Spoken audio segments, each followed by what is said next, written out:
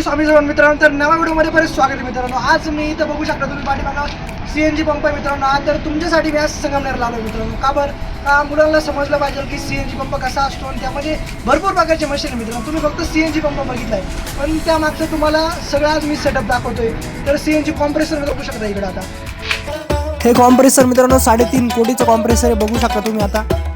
तर बघितलं ना मित्रांनो, तर पूर्ण व्हिडिओ बघा। पूर्ण व्हिडिओमध्ये एकदम डिटेलमध्ये माहिती घेऊन आलो तुमच्यासाठी। तर चला व्हिडिओला करूया स्टार्ट।